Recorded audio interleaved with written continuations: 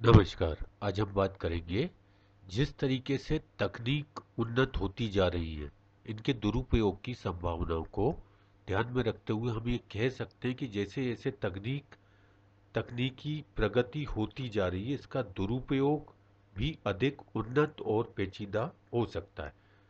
हालांकि इस विषय पर चर्चा करना संवेदनशील है, परंतु यहाँ पर मैं आपको कुछ संभावित परिदृश्य बताऊंगा जो भविष्य में तकनीकी खतरों का बताएंगे, दर्शा सकते हैं उसके बारे में। पहली चीज है साइबर टेक्नोलॉजी और हैकिंग। भविष्य में अगर मानव शरीर में बायो इम्प्लांट जैसे कृत्रिम अंग, हार्ट पेसमेकर या न्यूरालिक जैसे माइक्रोचिप्स आम हो सकते हैं या हो जाते हैं, तो साइबर हैकर्स इन उपकरणों को नियंत्रित करके किसी की जान को खतरे में डाल सकते हैं। उदाहरण के तौर पर पेसमेकर को हैक करके हृदय गति को असामान्य बना देना। इसके बाद रोबोट और आर्टिफिशियल इंटेलिजेंस। अगर रोबोट और एआई का सैन्य या व्यक्तिगत सुरक्षा में गलत उपयोग किया जाता है तो यह भविष्य में खतरनाक हो सकता है। किलर रोबोट जैसी अवधारणाएं वास्तविकता बन सकती हैं, जो स्वचालित रूप से निर्णय लेकर घातक कार्य कर सकते हैं। उदाहरण के लिए ड्रोन या रोबोट जिनका उपयोग हत्याओं के लिए किया जा सकता है। जैविक और जेनेटिक तकनीक। जैव इंजीनियरिंग के माध्यम से नई बीमारियों या जैविक हथियार बनाए जा सकते हैं जो मानव जीवन के लिए खतरनाक साबित हो सकते हैं। उदाहरण के लिए विशेष रूप से डिजाइन किए गए वायरस या बैक्टीरिया जो केवल एक विशेष समूह या व्यक्ति को निशाना बनाते हो। माइक्रोवेव और ऊर्जा आधारित हथियार। माइक्रोवेव और लेजर तकनीकों का करके दूर से ही किसी को नुकसान पहुंचाया जा सकता है। उदाहरण के लिए ऐसी डिवाइस जो माइक्रोवेव या साउंड वेव्स भेजकर मस्तिष्क या आंतरिक अंगों को भी क्षति पहुंचा सकती है।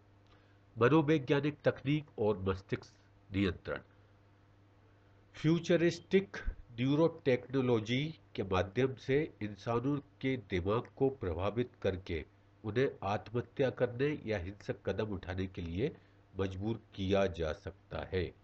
न्यूरल इंटरफेस तकनीक के माध्यम से मानसिक नियंत्रण करके इंसान से कुछ भी करवाया जा सकता है। उदाहरण के लिए नैनोबॉट्स।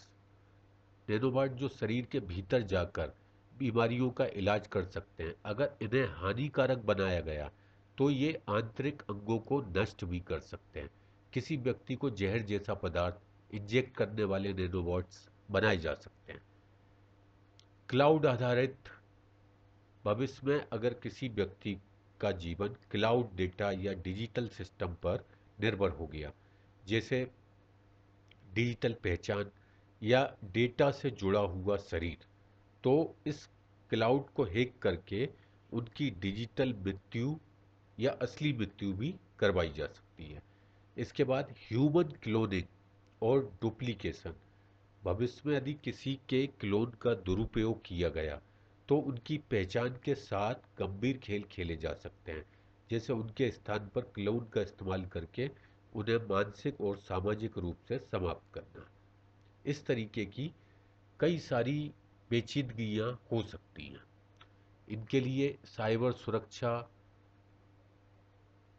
पे विशेष ध्यान देना होगा, कानूनी और अंतर्राष्ट्रीय नियम बनाने होंगे, आम आदमी को भी जागरूकता देनी होगी, इथिकल तकनीक का ज़्यादा विकास करना होगा। ये कई सारी चीज़ें हैं जो ओवरऑल ध्यान में रखने ही होंगे। भविष्य में तकनीक इतनी उन्नत हो सकती है कि वो जीवन के लिए वरदान भी बन सकती है और विनाश का कारण भी।